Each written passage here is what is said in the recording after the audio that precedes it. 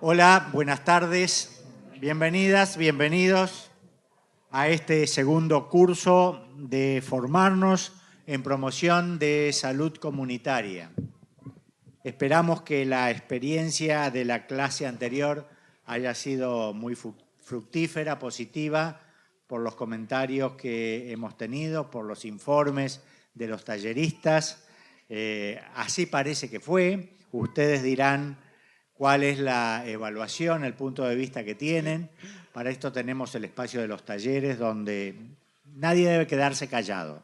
Ese es un espacio de participación, un espacio de articulación, de opiniones, de conceptos, de conocimientos.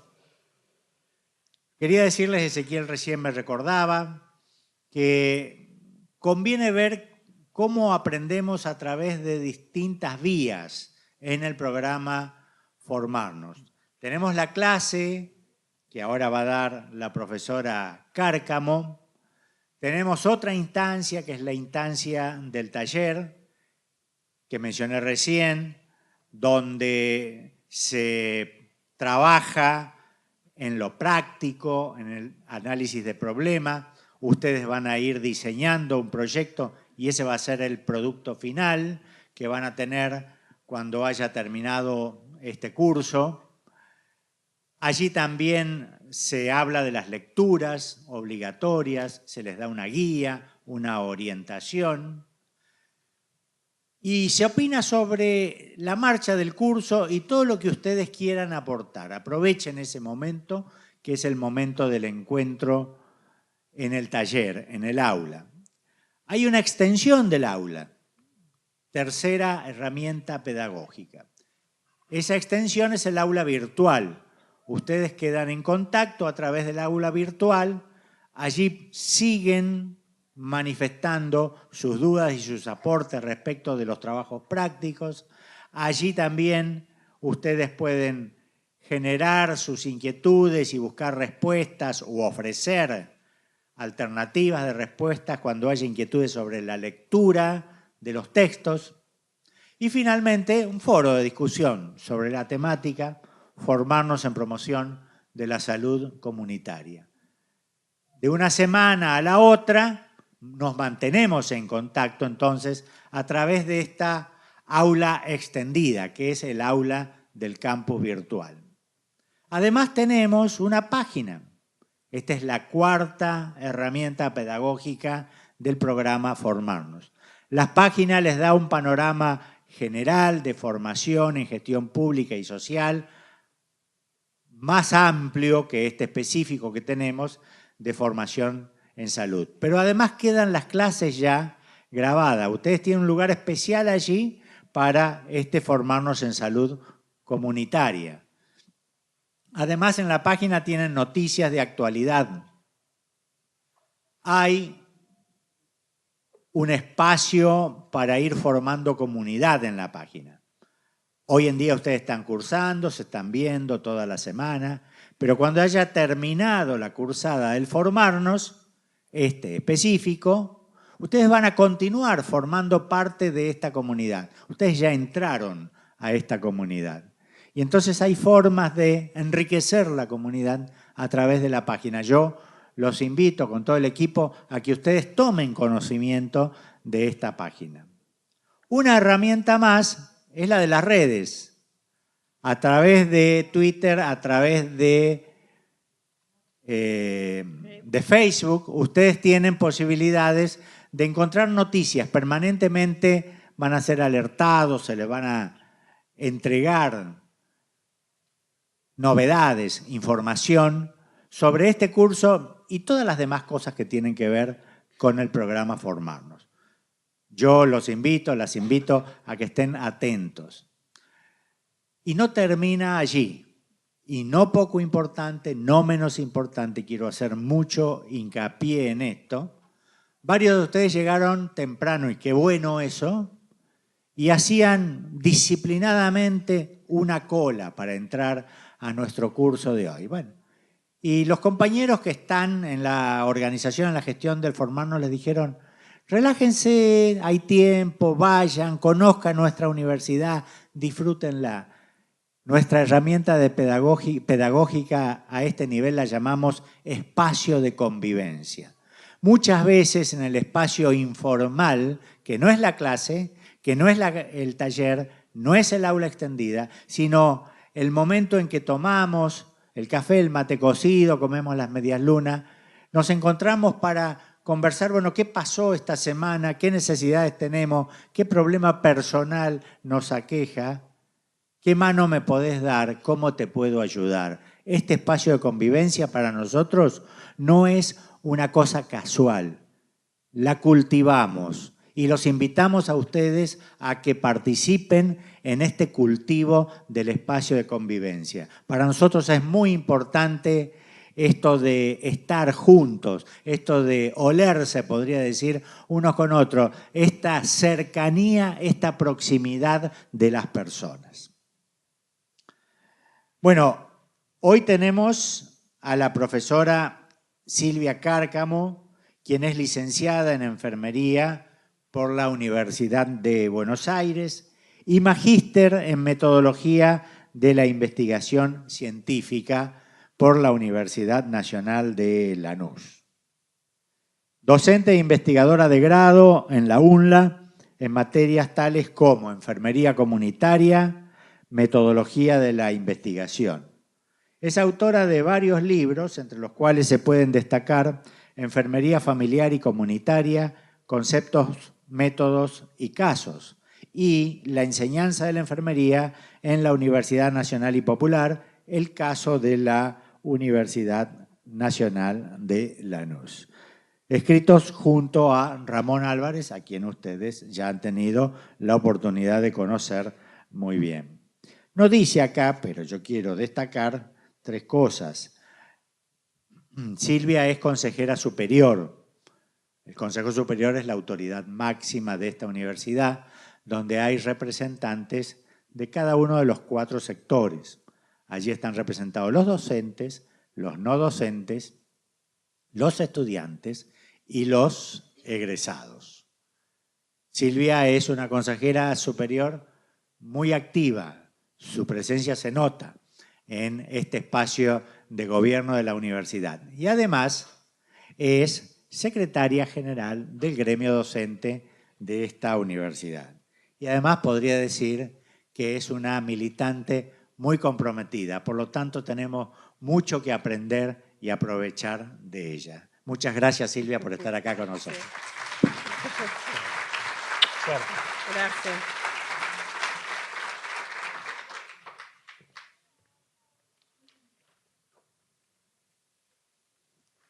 Bueno, buenas tardes. Muchas gracias, Nerio, por tan linda presentación. De alguna manera quiero retomar, porque esa es una de las cuestiones que plantea Formarnos como una metodología de trabajo, articular cada una de las actividades que va desarrollando para que se pueda entender cuál es el nexo que existe entre cada uno de los módulos que se van dando.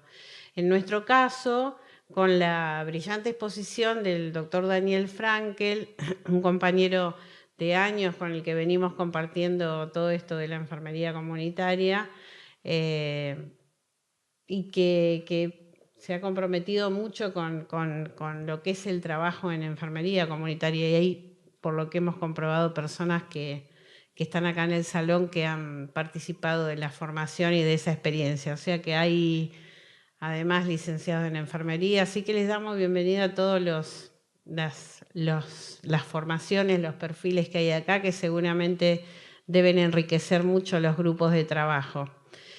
Decíamos que lo que trabajó Daniel Frankel en el módulo anterior tenía que ver con hablar un poco en qué consistía el sistema de salud. Ustedes habrán ampliado con alguna lectura posterior y con el trabajo en los talleres, inclusive pensando en epidemiología, las preguntas epidemiológicas que tenía que ver con una cuestión más práctica de cómo pensar el trabajo en la comunidad. Y la idea es que hoy hagamos un acercamiento mayor a ese trabajo en la comunidad que ya empezó cuando pensaron en qué consistía el sistema de salud, en qué consistía el trabajo epidemiológico, que a veces se lo intenta presentar como una cosa solo para grandes expertos, cuando en realidad es una herramienta de utilidad para cualquier trabajador de la salud y que es muy, muy necesario para resolver a veces problemas básicos de la comunidad. Y en este caso lo que vamos a hacer, como les decía, es acercarnos aún más a algunas herramientas que tenemos para hacer el trabajo comunitario, para que podamos ir como entendiendo más qué cosas podemos hacer y de qué manera, porque muchas veces entendemos qué es lo que tenemos que hacer, pero nos falta responder a la pregunta ¿cómo? El cómo a veces se transforma en una gran dificultad cuando, a pesar de todo, entendemos qué necesitamos lograr, pero muchas veces el cómo es una dificultad. Entonces acá, hoy, trabajaremos un poco el cómo, en las herramientas, en la manera de poder abordar el trabajo comunitario y de poder obtener algún tipo de resultado que se transformen en proyectos de intervención, de trabajo comunitario, que logren resultados en salud que nos interesa lograr, de distinta magnitud, porque la verdad es que trabajando en la comunidad podemos lograr desde pequeños objetivos hasta grandes objetivos. Todo depende de cuán grande sea nuestro equipo de salud, de cuánto tiempo dispongamos para eso. Mucho mejor cuando formamos parte de un equipo estable, mucho mejor cuando somos realmente un equipo que va a trabajar por más de un año en esa comunidad. Entonces, entablamos ahora este relativamente rápido recorrido, pero que ustedes van a poder ampliarlo con el trabajo, con el módulo que ustedes están recibiendo sobre este tema, que es salud comunitaria, diagnóstico situacional y gestión. Lo que me interesaba primero era como definir básicamente a qué estaríamos llamando trabajador comunitario en salud, de qué estamos hablando. Y como enfermera que soy, como digamos a partir de la experiencia de trabajar en la enfermería comunitaria, he entendido que el trabajo o sea, la tarea de un trabajador comunitario se asemeja al de la enfermería comunitaria. Por lo tanto, lo que podemos definir está vinculado con lo que tiene que ver con la historia y con el trabajo de la enfermería comunitaria, que algunos autores han definido como la síntesis de la teoría de la salud pública, o sea, todo lo que se conoce teóricamente sobre la salud pública, pero aplicado a algún aspecto particular, que es el trabajo en la comunidad con promoción de la salud y preservación de la salud en la comunidad. En este caso, lo que se plantea claramente como el centro de la práctica de la enfermería y de cualquier trabajador comunitario en salud es que el centro es la comunidad, como un todo. Digamos, se puede trabajar con los individuos, con las familias, pero nunca vamos a estar dejando de tener en nuestra mirada la perspectiva de la comunidad como un todo, porque el objetivo de mejoras en salud va a ser pensando en toda la comunidad. Indudablemente, incluidas dentro de la comunidad los individuos, las familias y los grupos. Cuando pensamos en el trabajador comunitario como un, digamos, vinculado a la historia de quienes han ejercido este tipo de actividades bajo diferentes denominaciones y a veces sin denominación, podemos pensar que como esto tiene que ver con cuidados de la salud, los cuidados de la salud se inician indudablemente en el mismo momento en que nace el hombre, pero un cuidado comunitario surge cuando surgen las comunidades, que sería en un momento que según Juan Zamaja lo denomina como los grupos preestatales, cuando todavía estos grupos no se organizaban en estados, pero sí existían como tribus, como clanes, que se agrupaban para poder resolver problemáticas comunes, entre las que indudablemente siempre ha estado las problemáticas del cuidado de la salud o el cuidado de la comunidad, que en algunos casos hasta se puede decir que cuando se defendía el territorio era una manera de cuidar en estas comunidades. Si lo queremos vincular mucho más cerca de lo que sería el concepto de salud, en el siglo XVIII, cuando se inicia la revolución sanitaria, aparecen algún tipo de prácticas epidemiológicas, que es de lo que estuvo hablando Daniel en la clase anterior, que aún sin haberse descubierto todavía algunas enfermedades o algún tipo de origen de enfermedades que eran infecciosas vinculadas a los gérmenes, a las bacterias, a los virus, todavía no estaban descubiertos, se han resuelto problemas con la lectura epidemiológica, que es lo que se proponía en la clase anterior, a partir de hacer razonamientos lógicos.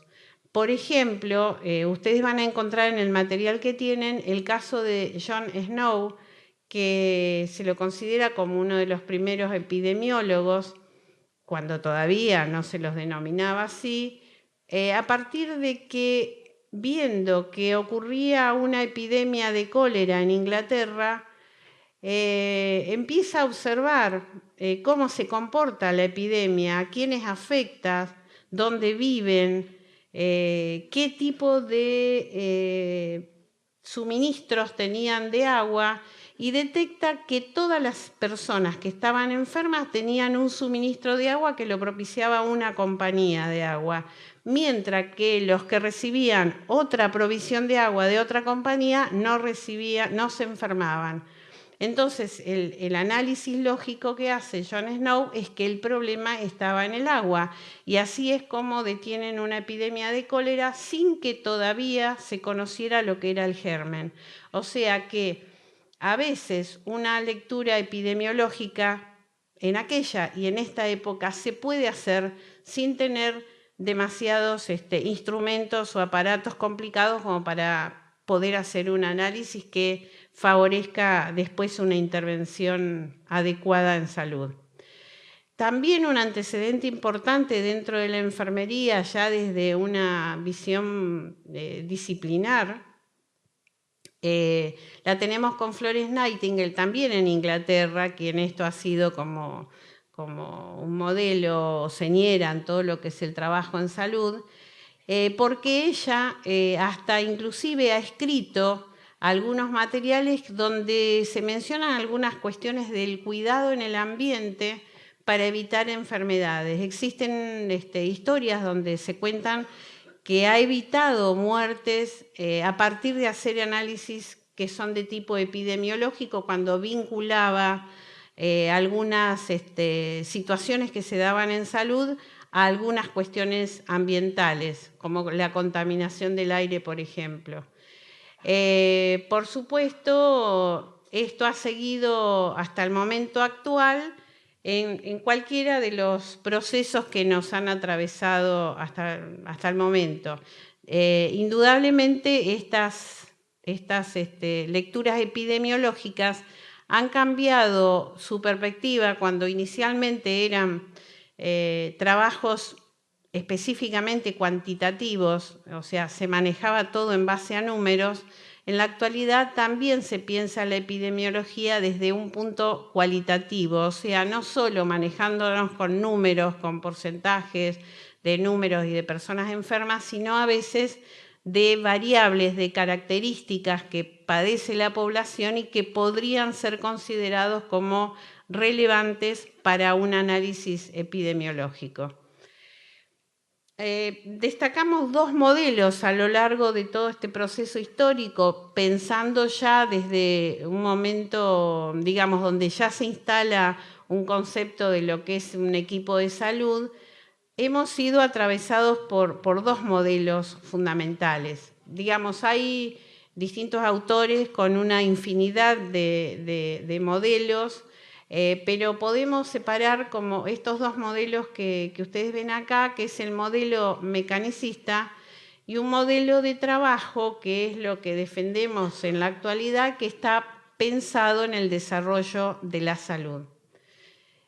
El modelo mecanicista, que también se denomina positivista, y entendiendo que el positivismo en ciencia y en la actualidad, en las disciplinas, no es tan positivo como lo indica su nombre, en general se entiende que el modelo positivista es un modelo que toma información que es superficial, que no profundiza, que no obtiene verdaderas explicaciones de los problemas, si bien cuando surge el positivismo es un modelo, surge en medio de lo que sería realmente lo que se denominó la revolución científica, que en ese momento estuvo, digamos, manejada o dirigida o al frente del mejor exponente de lo que fue la revolución científica, que es Newton. Tan importante fue los descubrimientos sobre la relatividad de la teoría de Newton que fue un científico que fue puesto, cuando murió, fue enterrado al lado de los reyes. Perdón, era de la gravedad, no de la relatividad. Esto, el famoso tema de la manzana que cayó, digamos, hay como la anécdota de la manzana cayendo sobre su cabeza y a partir de ahí pensar en la gravedad. Los descubrimientos que hizo Newton fueron tan importantes, o sea, no desconocemos la importancia que tuvo en su momento, que a partir de ahí todas las ciencias quisieron parecerse a las ciencias naturales, que era en la que se desempeñaba Newton. Por eso hasta la medicina trató de parecerse al punto de querer transformar todo en números y en cantidades. Por eso, digamos, se lograron grandes avances, pero estuvo muy centrada la medicina en esta época, en esta gran época, que inclusive llega hasta nuestros días, porque eso todavía no se ha logrado modificar en su totalidad, que estuvo centrado fundamentalmente este modelo en la curación y en la enfermedad, o sea, era y es en algunos casos más importante determinar cuál es la enfermedad y de qué manera lo vamos a curar y de qué manera vamos a equipar los hospitales para poder atender toda esa gran demanda, y lo que queda demostrado hasta la actualidad que no hay manera de abarcar toda el tratamiento de las enfermedades si la pensamos desde la enfermedad y desde los hospitales. Por eso, en 1978 aparece este otro modelo de la salud que utiliza los llamados cuidados de atención primaria. Es cuando surge en la ciudad de Alma-Ata, en Rusia, la propuesta mundial de trabajar con APS, o lo que sería atención primaria de la salud. Cuando se piensa en esto, en realidad se apoya en experiencias ya realizadas en algunos países, como en Cuba y en China, donde se había empezado a trabajar con este modelo que se denominó de atención primaria a la salud. lo cual no quiere decir que no haya habido experiencias previas, inclusive en nuestro país. Recién cuando hacía la presentación el doctor Nerio Neirotti hablaba de nuestro libro de Enfermería Familiar y Comunitaria referido, bueno, hay distintos capítulos, pero ahí hay un capítulo que le hemos dedicado a una experiencia en Río Negro que fue antes de Alma Ata, que fue en 1975, antes del golpe cívico-militar, y donde realmente se trabajó con todos estos principios y todavía no se había hecho la declaración de Alma Ata de atención primaria de la salud. Y nosotros en Río Negro, con un gobierno peronista, trabajamos hasta que fue el proceso y después del proceso, porque a veces cuando trabajamos en disciplinas que están invisibilizadas a la visión del poder, tenemos inconvenientes, pero también tenemos ventajas. A veces el no ser visibles para el poder permite que se pueda trabajar en un montón de cuestiones que pueden ser muy revolucionarias y que no le importan a nadie porque piensan que lo que hacemos no es importante. Y eso es lo que a nosotros nos pasó durante todo el proceso militar. Con Ramón Álvarez hemos trabajado en atención primaria de la salud antes de la declaración de Alma Ata, con la comunidad, formando agentes sanitarios y yendo a la comunidad a resolver el 100% de las situaciones que se nos planteaban de salud, pero también sociales, porque esa es otra de las cuestiones que queremos plantear acá. El trabajo comunitario, pensando desde la salud, no se sitúa solamente en los problemas biológicos de la salud, sino las causas que ya se viene diciendo desde la clase anterior y desde que se hicieron las presentaciones, que generalmente son causas sociales. En aquel entonces, nuestros agentes sanitarios tuvieron que trabajar inclusive con la persecución que sufría la comunidad. A veces, en ese entonces, en el momento del proceso cívico-militar, en esa zona, en Río Negro, había una gran persecución de la población chilena. Y nuestros agentes sanitarios hacían de abogados, protegían a estas personas que eran perseguidas y estaban cuidando también su salud, porque indudablemente ser objeto de una persecución política por parte del poder instalado en ese momento afectaría todas las cuestiones de su vida, incluida la salud. Y de estas cosas también se ocupaban nuestros agentes sanitarios. Así que podemos decir que este modelo de salud podemos señalarlo como que hemos estado instalándolo inclusive antes de Alma Ata y realmente podemos dar testimonio de lo maravilloso, de las cosas maravillosas que se pueden conseguir trabajando desde esta perspectiva con la comunidad donde está. Dentro de las herramientas que dijimos que íbamos a trabajar en el día de hoy, están las que tienen que ver con cómo abordar a la comunidad. A veces se le llama abordaje comunitario, muchas veces nosotros lo hemos denominado proceso de intervención comunitaria. Se le puede llamar de muchas maneras, pero lo cierto es que exige un proceso que con uno o con otro nombre deberá más o menos respetar los pasos que aquí presentamos.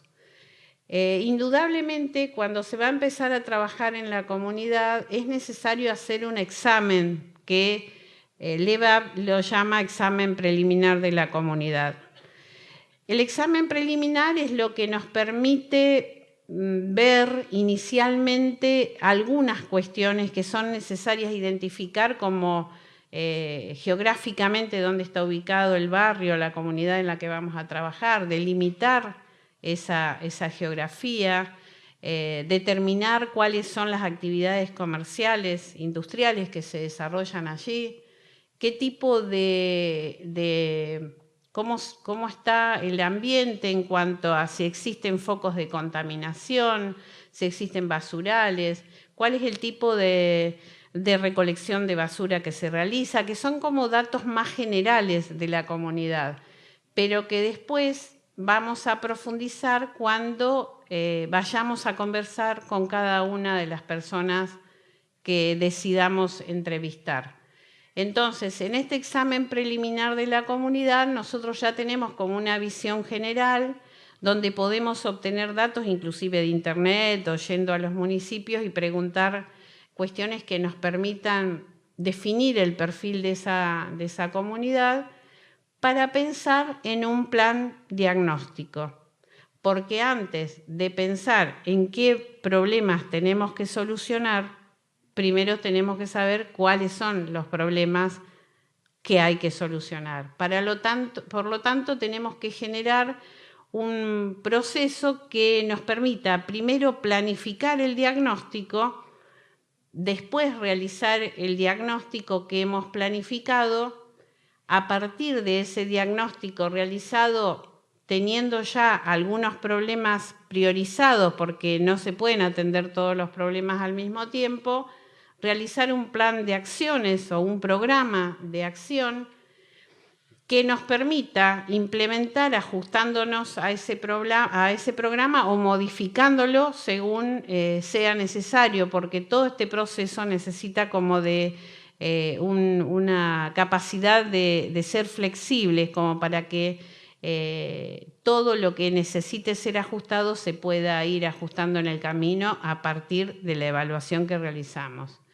Después de haber implementado el programa, existe algo que en epidemiología se llama vigilancia del estado de salud de la comunidad, que suena como vigilancia como una cosa desagradable, pero en realidad tiene que ver con una mirada permanente de cómo sigue la salud de la comunidad, si se han modificado cuestiones que esperábamos que se modificaran o si es necesario volver a intervenir en esas cuestiones que creemos necesario modificar para lograr los objetivos que nos proponemos.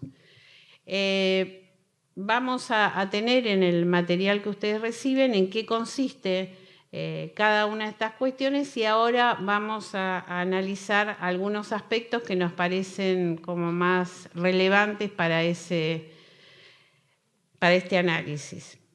En principio, en el examen preliminar de la comunidad, que es esta primera etapa que dijimos que vamos a hacer antes de realizar un plan diagnóstico, hay como 3 datos fundamentales que son complejos, no son simples, pero son agrupamientos de datos que vamos a tener que conseguir.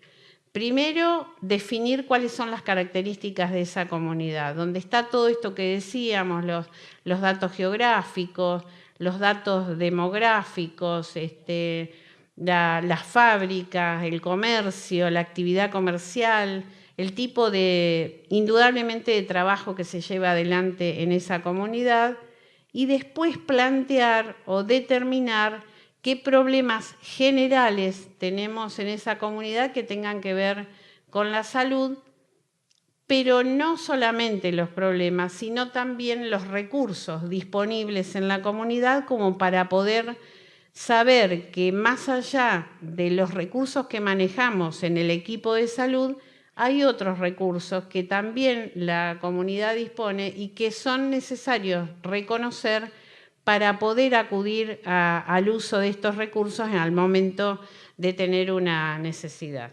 Después vamos a ir viendo un poco más en detalle esto. Cuando hablábamos del diagnóstico, una vez que hemos hecho nuestro plan, lo hemos implementado y obtenemos un resultado, digamos, en ese plan diagnóstico hemos ido haciendo un proceso que según las características que tengan puede tener distintas denominaciones. Hay un diagnóstico que vamos a llamar que es descriptivo, que es fundamentalmente cuantitativo, que mide, cuantitativo puede ser cualitativo también, pero que mide 2 cuestiones fundamentales, que en epidemiología se llaman prevalencia e incidencia. Muchas veces estos dos conceptos se usan indistintamente, pero tienen un distinto sentido. Prevalencia son los datos que nos viene dando una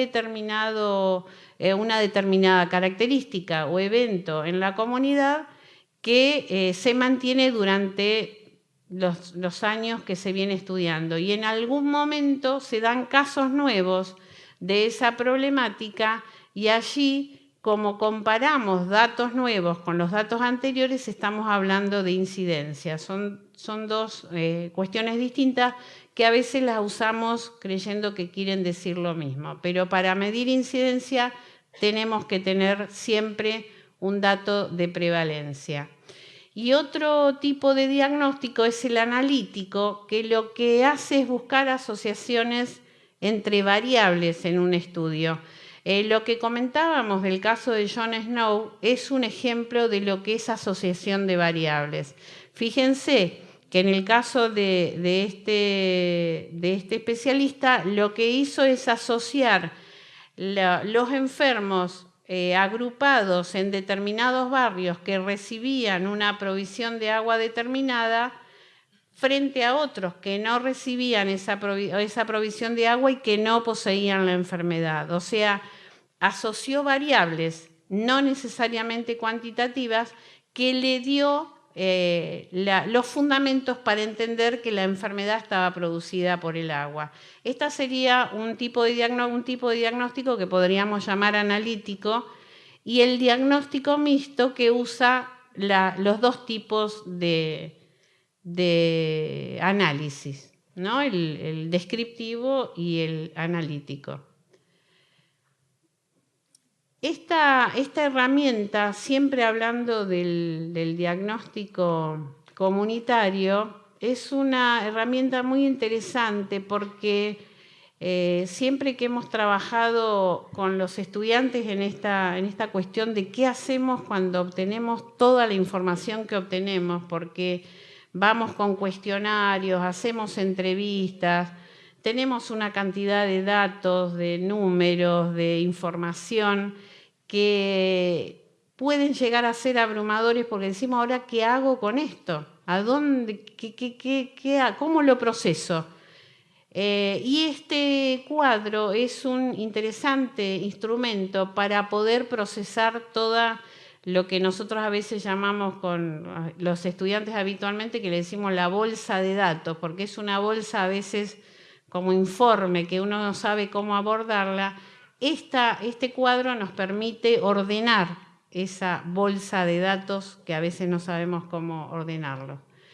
Y es interesante porque nos permite primero ordenar problemas, después determinar cuestiones que son desde la mirada del equipo de salud, pero también desde la mirada de la comunidad. Porque indudablemente lo que vamos a promover en toda esta formación es que en todo el proceso de intervención comunitaria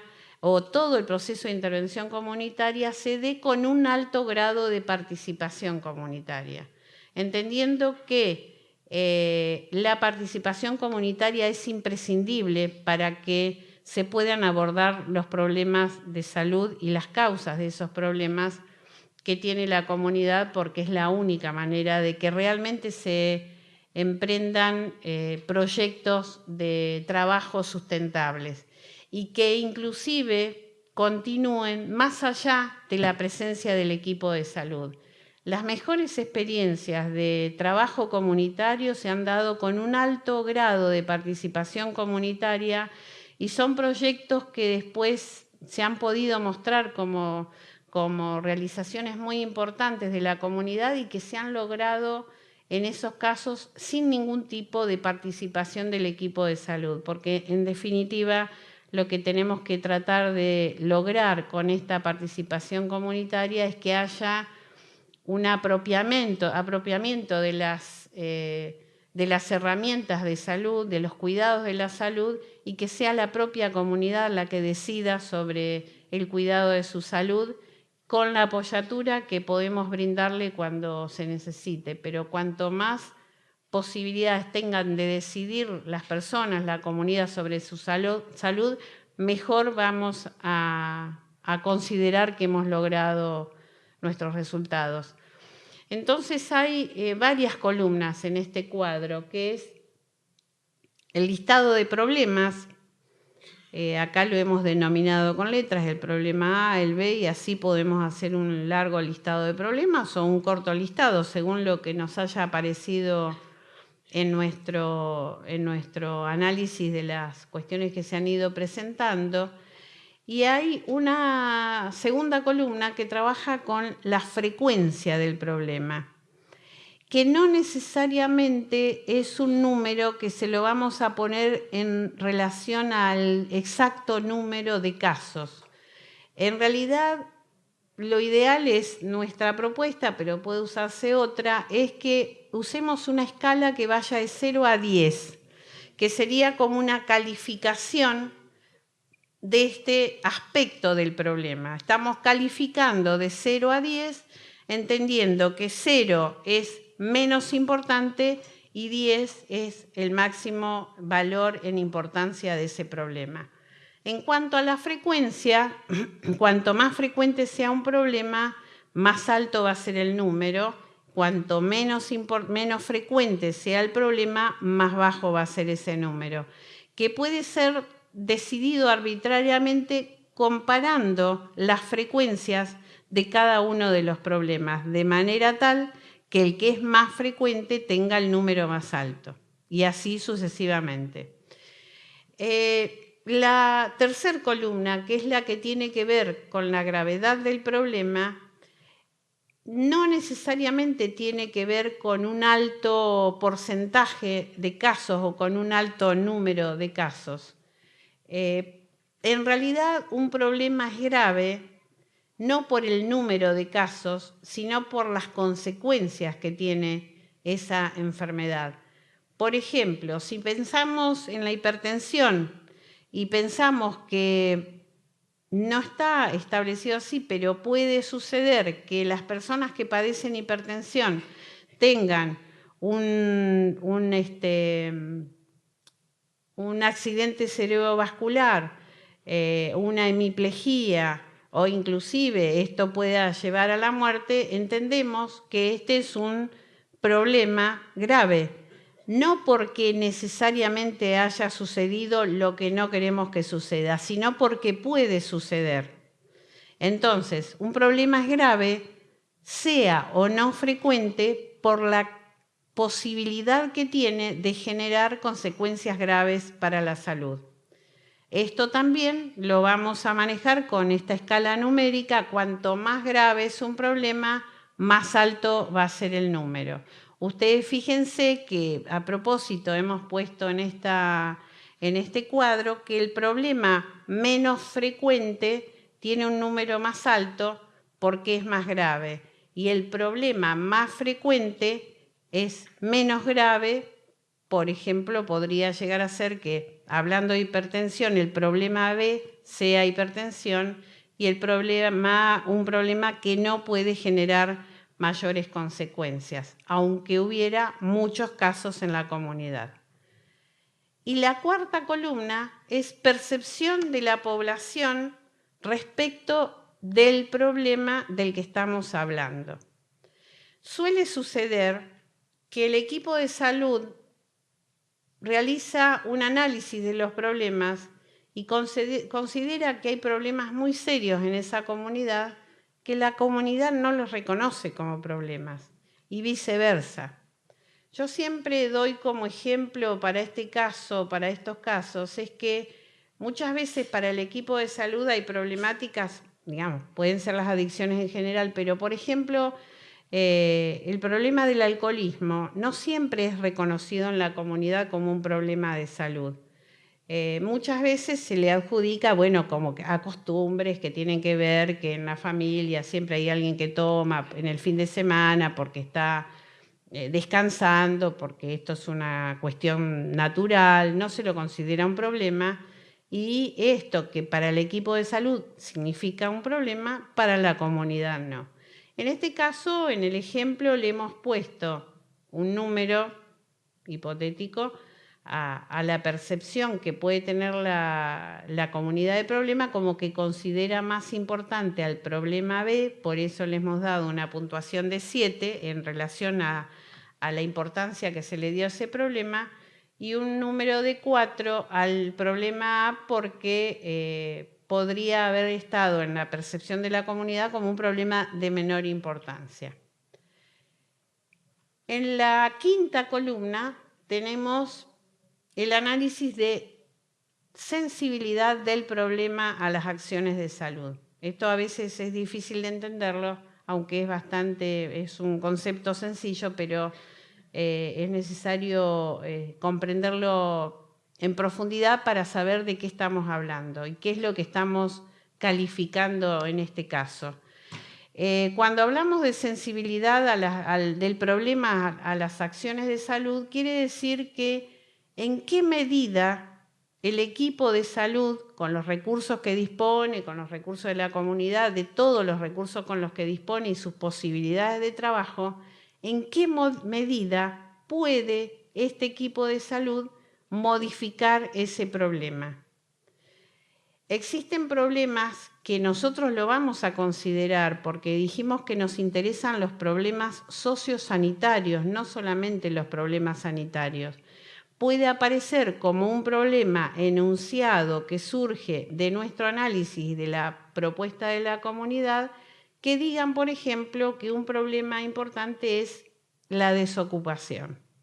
Y nosotros lo tenemos que tomar a ese problema, porque no podemos decir eso no nos interesa porque nosotros somos el equipo de salud y nos ocupamos de la salud, lo cual estaría hablando que nos ocupamos solamente del resultado de procesos sociales y no de todo el proceso que determina esa salud, que nosotros entendemos que todos los que son problemas de salud están absolutamente determinados por los problemas sociales.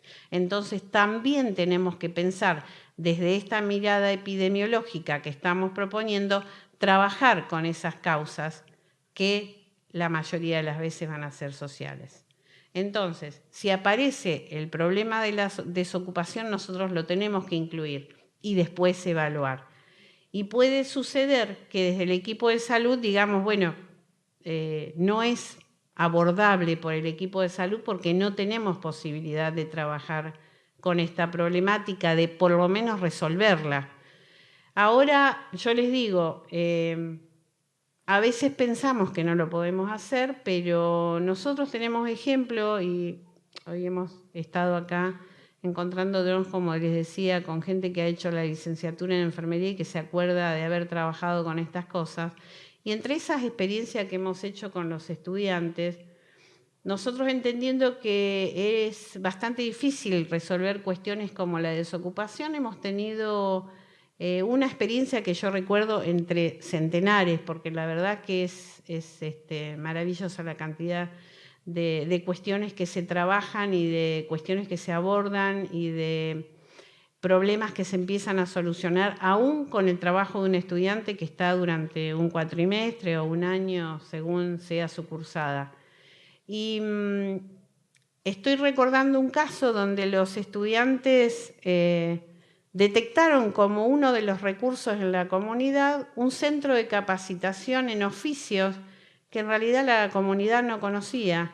Y trabajando con la comunidad apareció la problemática de la desocupación y entre el trabajo que ellos realizaron como intervención fue vincular a los desocupados con ese centro de formación y de capacitación en oficio que era gratuito y que la comunidad no conocía. Y ahí generaron una vinculación que posiblemente no hayamos podido evaluar en lo inmediato, pero que seguramente habrá generado algún cambio y algún resultado en la vida de esas personas que pudieron vincularse con un centro de formación gratuita en oficios. Entonces, nunca podemos decir que es un problema que no lo podemos abordar porque muchas veces suceden cosas muy interesantes y que resuelven o apuntan a resolver en parte el problema. Porque esta es otra de las cuestiones que hay que entender, es que cuando trabajamos en salud hay una cantidad de problemas que pueden abrumarnos, pero hay como, yo diría, lo uso siempre a esto como una premisa de trabajo, que no debemos ser ni omnipotentes, porque a veces los que trabajamos en salud queremos arreglarle la vida a todo el mundo, para toda la vida, que eso es ser excederse en esta capacidad de querer resolver las cosas, o la impotencia, que es la que nos paraliza y dice, bueno, acá yo no puedo hacer nada, con esto no puedo avanzar. Yo creo que no hay que estar en ninguno de esos dos extremos y estar en el punto relativamente medio que nos permita avanzar en lo que es posible avanzar sin sentir que hemos fracasado cuando no logramos solucionar el 100% de los casos, ni pensar que no podemos hacer nada porque lo que hacemos es un pequeño aporte a la solución de un gran problema. Entonces, lo que podamos hacer siempre va a ser un paso para adelante, sea en pequeña o en gran medida. Y finalmente, la última columna es la que utilizamos para hacer la suma total de cada uno de los problemas. En este caso, el problema A nos da una sumatoria de 19 puntos y el problema B una sumatoria de 20 puntos. Podremos decir que el problema prioritario a tomar para intervenir en la comunidad sería el problema B, porque tiene el más alto valor. Ahora, después deberemos analizar en qué medida ese problema es sensible a las acciones que nosotros podamos realizar. Y es ahí donde decidimos si nos quedamos con este que tiene el máximo puntaje o otro que tenga un menor puntaje y que nos permita avanzar en mayor medida sobre la solución de ese problema. Otra herramienta importante para utilizar luego que tenemos seleccionado un problema priorizado es el árbol de problema. El árbol de problema nos permite diseñar una estructura que nos va a dar pie a todo lo que va a ser después el proyecto de intervención, el plan de acciones, el proyecto que nos permite después trabajar con la problemática. En la columna izquierda tenemos el listado de los problemas y sus causas, que acá tomamos uno solo, pero en general lo que tratamos de que haya un desarrollo tipo árbol. Acá lo hicimos lineal para poder usarlo como ejemplo en lo que sería después un proyecto de acción. Y tomamos en la columna izquierda un primer cuadro que nos indica por qué esto es un problema. Entonces tomamos el problema de enfermedades respiratorias en los niños y el dato que utilizamos para decir que es un problema es este indicador. Le llamamos indicador a un dato que nos dice sí, esto es un problema. ¿Por qué? Porque el 30% de los niños tienen enfermedades respiratorias en invierno. Por eso las enfermedades respiratorias en los niños es un problema. Entonces este es un indicador cuantitativo por ahora, pero después analizándolo lo que nosotros hacemos es tomar todos los datos que hemos recibido en el diagnóstico, en todo ese análisis que hemos hecho, que ustedes van a tener los instrumentos para hacer esa recolección de datos, y definimos con cuáles de estos problemas vamos armando esta relación, que en este caso es vertical, sobre causas de este problema y causas de las causas que nos permitan llegar a nivel más terrenal, digamos, para desarrollar nuestras actividades. Entonces, establecimos un indicador que es del 30% de los niños con enfermedades respiratorias en invierno y no sé cómo estoy con el tiempo. Y la causa, una primera causa que son inadecuadas medidas preventivas de las enfermedades respiratorias, porque a partir de la recolección de datos que hicimos, determinamos que la comunidad no toma las medidas adecuadas para prevenir esta enfermedad respiratoria o estas enfermedades que se dan en los niños, y como causa de esa causa, que es el desconocimiento, las inadecuadas medidas preventivas, entendemos y determinamos que hay un déficit de conocimiento de las medidas preventivas. Entendiendo que la educación en salud, la educación sanitaria, es una herramienta fundamental en el trabajo en la tarea del trabajador comunitario, es muy importante determinar cuáles son las cuestiones vinculadas a déficit de información o de conocimiento que se tengan en la comunidad que nos permitan intervenir con esta herramienta muy potente que es la educación en salud o educación para la salud.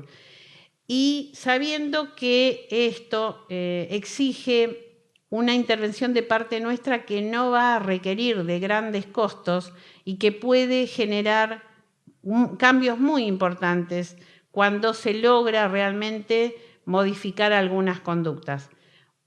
Teniendo en cuenta que no todo se modifica con la educación.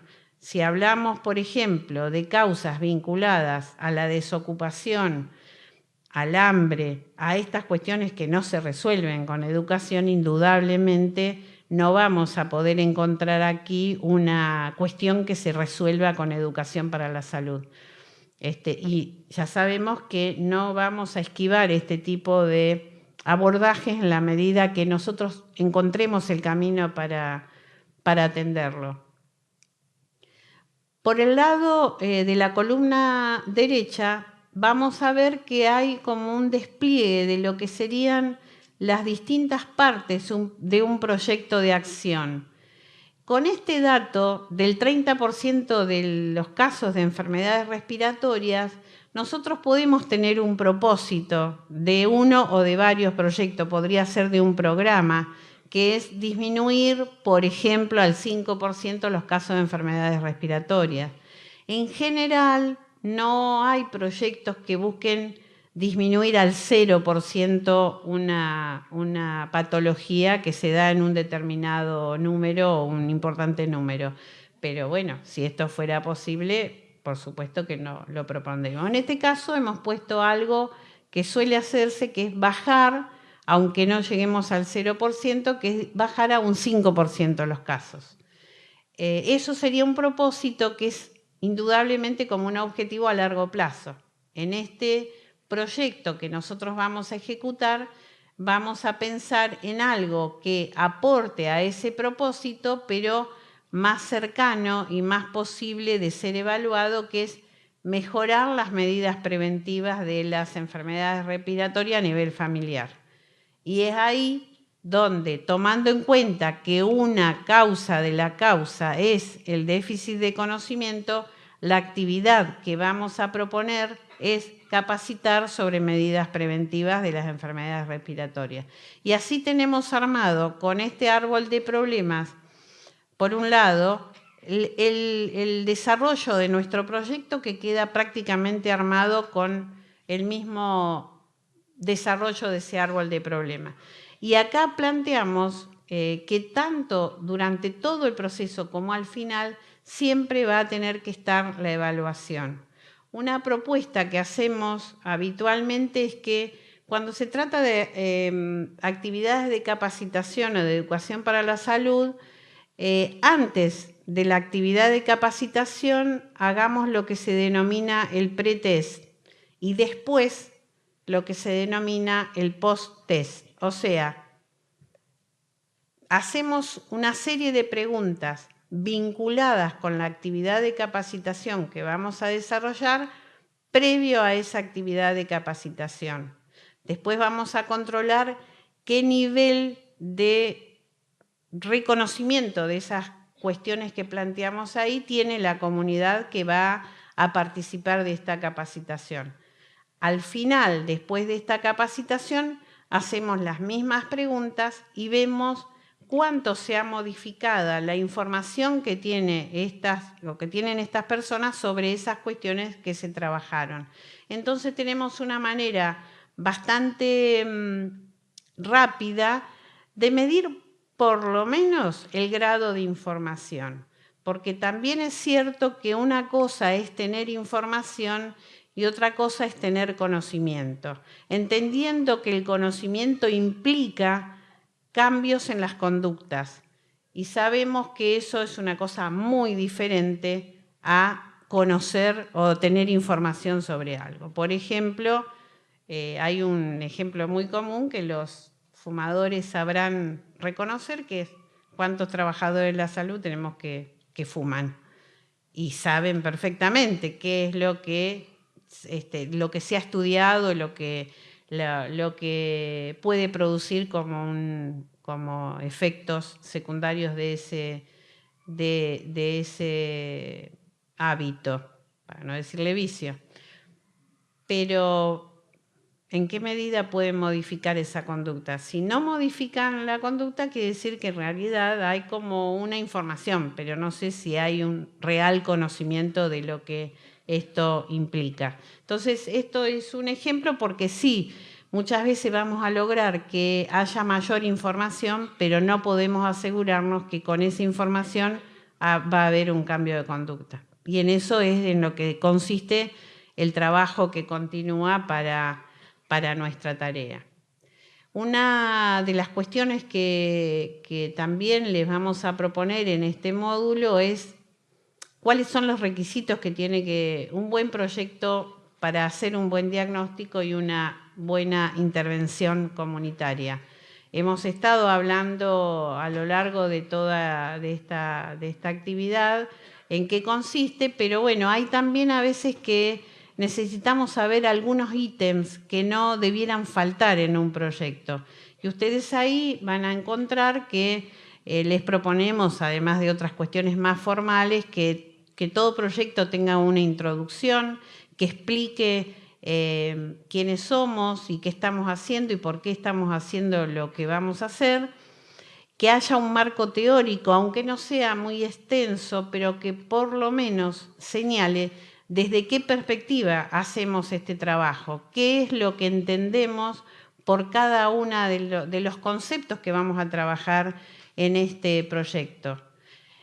Donde además tengamos datos del contexto, a veces de una problemática determinada en esa comunidad, necesitamos saber qué pasa con esa problemática. Si obtenemos un dato en el barrio, queremos saber qué pasa en la provincia, qué pasa en el país, qué pasa en el mundo con esa problemática. Si somos iguales a todos o estamos por debajo o por encima de la problemática que existe en el contexto. Después, indudablemente, siempre tenemos que tener definidos objetivos, qué es lo que queremos alcanzar con este proyecto, siendo muy concretos, muy acotados, sabiendo que tenemos que proponernos cosas que sean logrables, nunca cuestiones que las deseamos pero que sabemos que no las vamos a lograr, que expliquemos cómo lo vamos a hacer, qué es la metodología, el cómo, y las actividades, que también es lo que lleva a la realidad, a lo concreto, todo esto que dijimos que queremos lograr. ¿De qué manera vamos a alcanzar el objetivo que nos propusimos? Y entre los datos que tenemos que lograr están estos que hemos estado mencionando anteriormente, los datos geográficos, sociodemográficos, que dijimos que tiene que ver con la edad, el sexo de la población en la que vamos a abordar, datos socioculturales que tienen que ver con creencia, religión, costumbres, inclusive alimenticias, algunas cuestiones que tengan que ver con costumbres que tienen que ver con algunas características étnicas de los grupos con los que trabajamos, datos de salud y enfermedad más concretos, a veces obtenidos de un centro de salud, de un hospital, pero también los que nos brinda la comunidad, a lo mejor menos estructurado, pero que es un dato muy valioso, datos del ambiente que nos permitan evaluar inclusive algunas cuestiones de contaminación que puedan existir en el ambiente y que son causas de enfermedades, actividad económica, porque la actividad económica es parte de las cuestiones sociales que determinan la salud también, el equipamiento social, que son los recursos de los cuales disponemos para atender las problemáticas de salud que se nos presenten, otros recursos que tienen que ver con los recursos de atención de la salud, como hospitales, centros de salud e inclusive curanderos, porque nosotros acá vamos a tomar aspectos que tengan que ver con la medicina oficial y también la que no es oficial, pero que son a los que recurre la comunidad y que nosotros debemos respetar y tomar en cuenta, además, porque son parte de los recursos con los que nosotros también vamos a estar contando. Problemas identificados, como dijimos, de los actores sociales con los que trabajamos, a veces con líderes, a veces con la comunidad en general, eso en cada caso va a ir como definiéndose. Problemas identificados por nosotros como parte del sistema de salud, la priorización de problemas que estuvimos viendo con el cuadro de priorización, árbol de problemas, las conclusiones de nuestro trabajo a partir de lo que hemos estado trabajando y siempre decir con qué bibliografía trabajamos porque hemos definido un enfoque teórico y en el anexo que podemos poner leyes, fotografías, que son indicadores del trabajo que vamos a hacer, planos, mapas, que van a ampliar la información que en el proyecto van a estar como sintetizadas, ¿no? Y en el anexo uno puede ampliar esa información. Nada más. Muchas gracias.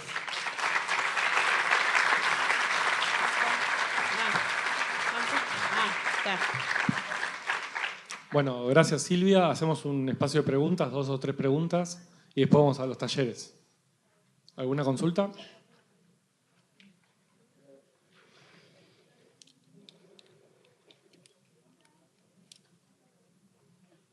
Voy a poner nerviosa. Bueno, en el último paso... Hola, acá. Usted hace referencia de las conclusiones. ¿Podríamos agregar a esas conclusiones evaluaciones de todo el trabajo hecho? Sí. En las conclusiones está la evaluación, indudablemente.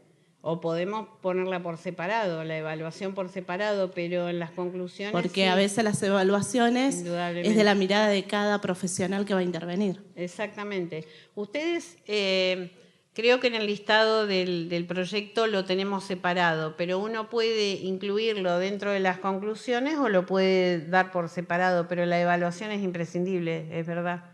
Es un dato que hay que destacarlo porque es lo que nos va a dar el pie para las próximas modificaciones o no. Es un buen aporte el que has hecho con tu pregunta. Sí, porque a veces es positivo y a veces es negativo. Claro. Y en lo negativo podemos reproducir o podemos mejorar esa situación. Totalmente. Gracias. Muy bien. ¿Alguna pregunta más? ¿No? Perdón que usamos el micrófono, pero es para que quede registrado en el audio. Bueno, muchas gracias Silvia. Despedimos a Silvia con un aplauso.